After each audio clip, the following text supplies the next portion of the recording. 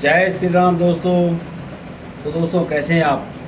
उम्मीद है आप सब बढ़िया होंगे और हम भी एकदम मस्त हैं। तो दोस्तों जैसा कि आपने पिछले भाग में सुना था कि उधर राम लक्ष्मण और सीता के वियोग में महाराजा दशरथ का देहांत हो चुका है और वशिष्ठ जी ने भरत और शत्रुघ्न को बुलाने के लिए सलाह दी है। तो वहाँ से दूत ननिहाल की तरफ गया हुआ है। आइए चलिए मैं आपको आगे ले चलता हूँ। तो दोस्तों भरत और शत्रुघ्न अपने ननिहाल में मामा जी के साथ बैठे हुए हैं। तो भरत कुछ उदास सा लग रहे हैं। तो शत्रुघ्न पूछते हैं कि भैया आप आज उदास से लग रहे हैं, आपकी ये उदासी का क्या कारण है? तो भरत कहते हैं हाँ भैया, न जाने क्यों मेरी बाईं आँख बार बार फड़क रही है। तो शत्रुघ्न कहते हैं भ्राता जी आप अपनी उदासी का सही कारण मुझे भी तो बताइए। तो भरत कहता है नहीं भैया ऐसा तो कोई कारण नहीं है। इतने में द्वारपाल पहुंचता है और कहता है महाराज की जय हो। महाराज आपको अयोध्या में जल्दी बुलाया है। तो भरत पूछते हैं अरे दूत क्या कह रहे हो, वहाँ सब कुशल से तो हैं? हाँ महाराज सब ठीक है किंतु आपको जल्दी बुलाया है। तो भरत भाई राम लक्ष्मण तीनों माताओं और प्रजा के बारे में पूछते हैं और दूत एक ही रट लगाए हुए हैं कि हाँ महाराज आपको सब ठीक है पर आपको जल्दी बुलाया है। तो फिर भरत अपने मामा जी से कहते हैं कि मामा जी मुझे लगता है कुछ ना कुछ तो अब शगुन है, हमें जल्दी अयोध्या जाना चाहिए। तो मामा कहते हैं हाँ बेटा मुझे भी लगता है कि मामला कुछ गंभीर है। ये भांजो तुम जल्दी से अयोध्या पहुँचो, वैसे तुम्हारी जुदाई मुझे भी सहन नहीं होगी पर क्या करें।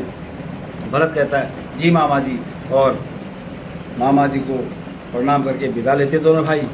तो जैसे ही अयोध्या के निकट पहुंचते हैं तो वहाँ सारा राजमहल सुनसान पड़ा है।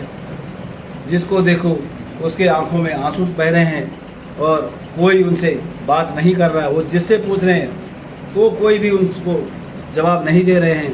तो भरत क्या कहते हैं अयोध्या के निकट ये रंज के सार कैसे हैं। अयोध्या के निकट ये रंज के सार कैसे हैं। पड़े चारों तरफ ये खाक के बार कैसे हैं। ये शाही महलों में चीले, ये शाही महलों में चीले क्यों मंडरा आ रही इतनी। सभी छोटे बड़े क्यों आँख से आंसू बहाते हैं। अयोध्या ये सूर्य वंश का झंडा, ये सूर्य वंश का झंडा चुका है चौक में किसके नहीं कुछ समझ में आता, नहीं कुछ समझ में आता। फड़कती आँख बाई है अयोध्या के निकट ये रंज के सार कैसे हैं। नगर के हर तरफ मातम, नजर के हर तरफ मातम ही मातम नजर आता है। पड़े सूने अयोध्या के सभी बाजार कैसे हैं। भैया शत्रुघ्न, आज अयोध्या की दशा देखकर मन बहुत कांप रहा है। हर तरफ सूना सूना सा नजर आ रहा है। जो सामने दिखता है वह तुरंत मुंह फिराकर चला जाता है या फिर रास्ता ही बदल देता है। शत्रुघ्न बोलते हैं, हाँ भ्राता जी, लक्षण तो बुरे ही दिखाई दे रहे हैं। हमें तुरंत राजमहल की ओर चलना चाहिए। तो फिर भरत और लक्ष्मण कैकेयी के राजमहल की तरफ चलते हैं और कैकेयी को प्रणाम करते हैं। फिर कैकेयी जी यो लाल युग युग जग माई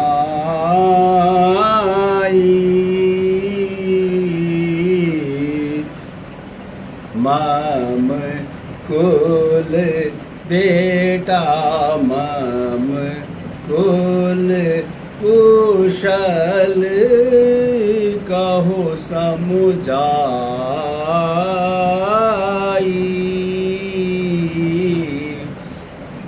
देख तू में संकोच दुलारे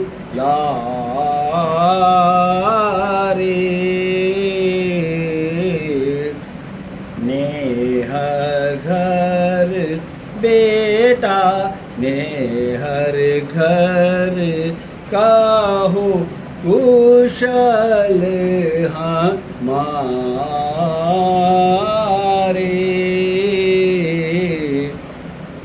जब माता जी पूछती है कि बेटा तुम्हारे ननिहाल में सब कुशल से तो हैं, तो भरत कहते हैं ने हर तोरे कुशल शब माई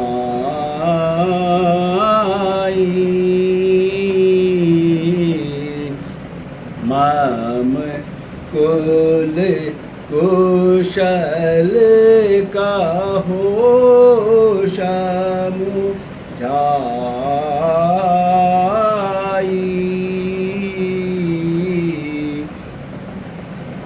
काहो कहाँ तात कहाँ दो माता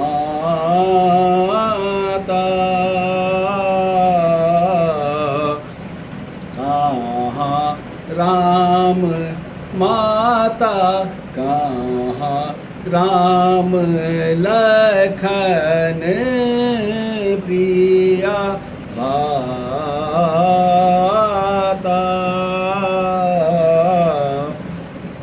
माता जी ननिहाल में तो सब कुशल से हैं और आप हमारी परिवार की कुशलता के बारे में बताइए। ठीक है बेटा, तुम दोनों जलपान कर लो, फिर धीरे धीरे आपको सब पता चल जाएगा। तो भरत कहते हैं माँ, दोनों माताएं जी कुशल से तो हैं। ठीक है बेटा, थोड़ा आराम कर लो, थोड़ी देर में सब पता चल जाएगा। फिर भरत कहते हैं माता जी, भैया राम लक्ष्मण और भाभी और पिताजी सब ठीक से तो है ना? तो क्या कहती है, कहा ना धीरे धीरे सब पता चल जाएगा। तो भरत को गुस्सा आ जाता है, क्या खाक पता चल जाएगा? जिसे भी पूछता हूँ वही अटपटा जवाब देता है। आपने एक दूध भेजा था, वो भी जल्दी बुलाया कि रट लगा रखा है, और आप भी एक ही रट लगाए हुए हैं कि धीरे धीरे सब पता चल जाएगा। तो क्या कही, बेटा कह तो रही हूँ धीरे धीरे सब पता चल जाएगा। तो फिर भरत गुस्सा आता है, माता जी अगर फिर से आपने यही शब्द दोहराया तो मैं अपने प्राण यहीं पर त्याग दूंगा। जल्दी बताइए पिताजी कहाँ हैं? तो फिर कैकेयी कहती है, बेटा यह कहते हुए मुझे बहुत दुख हो रहा है कि तुम्हारे पिताजी हाय राम हाय लक्ष्मण कहते कहते स्वर सिधार गए। बेटा तुम्हें तो याद तक नहीं किया है? क्या कहा? पिताजी का स्वर्गवास। हाय पिताजी। फिर वो व्याकुल हो जाते हैं। पिताजी आप हमें किसके सहारे छोड़ गए? मैं अभागा अंतिम समय में आपके दर्शन भी नहीं कर पाया। माताजी ये बताइए कि उन्हें क्या दुख था? भैया राम आप कितने भाग्यशाली हैं जो अंतिम समय में पिताजी के पास थे। तो क्या कही बेटा वो तो पहले ही बन चले गए थे। तो भरत कहते क्या कहा? 4 पुत्रों में से अंतिम समय में उनके पास कोई नहीं था। मगर माताजी ये तो बताइए कि भ्राता रामचंद्र जी ने ऐसा कौन सा गुनाह किया जिसके कारण वे बन जाने को मजबूर हुए। तो क्या कहते बेटा अब ध्यान से सुनो। महाराजा ने चालाकी से तुम्हें ननियाल भेज दिया और पीछे से राम को राजा घोषित कर दिया। किंतु भला हो बेचारी मंथरा का जिसने सही समय पर मुझे उन 2 वरों की याद दिलाई जो राजा के पास धरोहर के रूप में रखे थे, और मैंने वही 2 वर राजा से मांग लिए। एक से राम को 14 वर्ष का वनवास और दूसरे से तुम्हारा राज्याभिषेक। भरत अच्छा अब मैं समझा, ये सारी करनी आपकी है। ठीक है हाँ बेटा यह सब मैंने तेरे लिए किया है। ठीक है। भरत कहता अरे ओ पापिन तू मुझे बेटा कहकर मत पुकार। ठीक है क्या तुम्हें मेरा बेटा बनने में भी लज्जा आ रही है? तो भरत हाँ मुझे तेरा बेटा बनने में लाज आ रही है। तो क्या हाँ बेटा भलाई का तो कोई जमाना नहीं, भलाई के बदले हमेशा बुराई ही मिलती है। तो भरत बदला तो तुझे तब मिलेगा जब मैं तेरे सामने अपने प्राण त्याग दूंगा। अरे पापिन तूने माता कौशल्या और माता सुमित्रा के बारे में भी सोचा है कि उन पर क्या बीत रही होगी, और उनके दिल में पर जिन्होंने पलंग से नीचे पैर नहीं रखे उन्हें तूने दर दर की खाक छनवाई है। अरे जालिम तुझे ऐसा करते शर्म नहीं आई क्या? ठीक है बेटा भरत अब शोक और क्रोध छोड़कर राजपाट संभालो, खुशी से राज करो बेटा। भरत अरे पापिन आग लगे तेरे इस राजपाट पे। तो भरत कहते हैं छोड़ दिया मैंने छोड़ दिया तेरे राज को लेना छोड़ दिया, छोड़ दिया मैंने छोड़ दिया तेरे राज को लेना छोड़ दिया। राम लखन सिया भेजे बनों में, राम लखन सिया भेजे बनों में, राज मुझे देना चाहा छोड़ दिया मैंने छोड़ दिया तेरे राज को लेना छोड़ दिया। क्या कही फिर क्या कहती है मैंने तेरे लिए बेटा, मैंने तेरे लिए बेटा जग में लीनी आज बुराई, मैं तो तेरे लिए बेटा विधवापन अवगुण रहा, विधवापन अवगुण रहा, खोया सुख और सुहाग, सारे जग से तेरे लिए मैं कहलाई निर्भाग, मैंने तेरे लिए बेटा।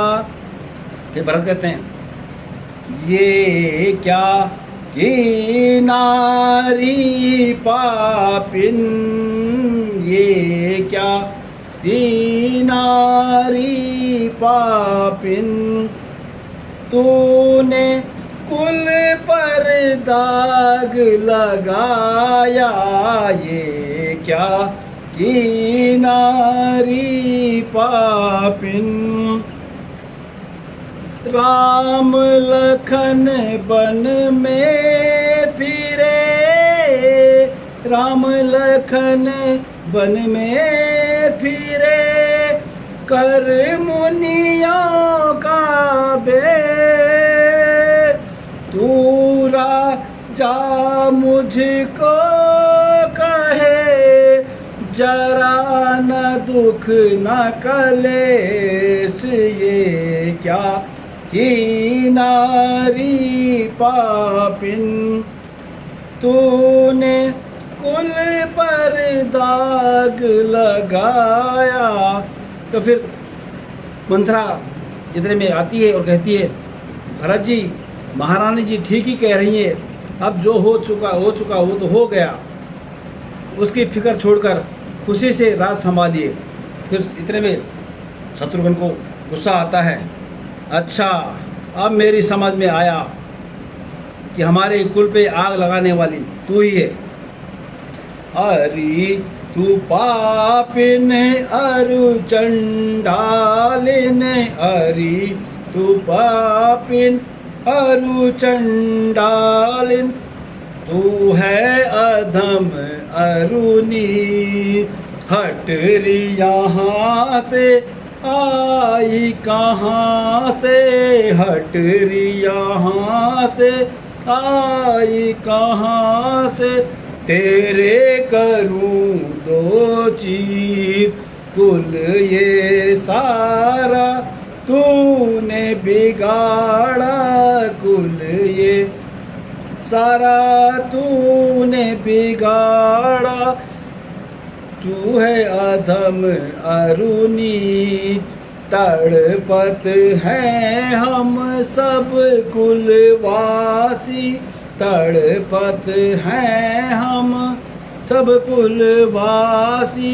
रटे नाम रघुबीर, मम भ्राता को जग माता को, मम भ्राता को जग माता को, तूने बनाया फकीर, जगत की जननी सीता माता, जगत की जननी सीता माता, कहाँ लखन रणधीर, हट री यहाँ से आई कहाँ से, तेरे करूं दो चीर।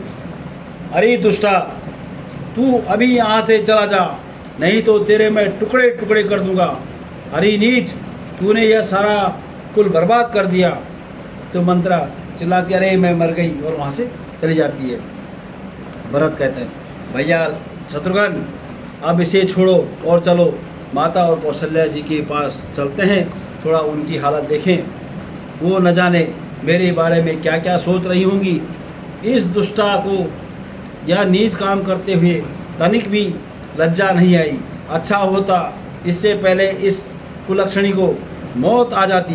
चलो अब चले। और दोनों कौशल्या और सुमित्रा के पास जाते हैं। तो दोस्तों, कैसा लगा आपको ये भाग? उम्मीद है आपको पसंद आया होगा। अगर आपको पसंद आया तो मेरी वीडियो लाइक, शेयर और कमेंट ज़रूर करना, और हाँ, मेरे चैनल को सब्सक्राइब ज़रूर कर देना, ताकि आपको ऐसे नए नए क्रमवार रामलीला के संवाद आपको सुनने को मिलेंगे। तो बोलो जय श्री राम।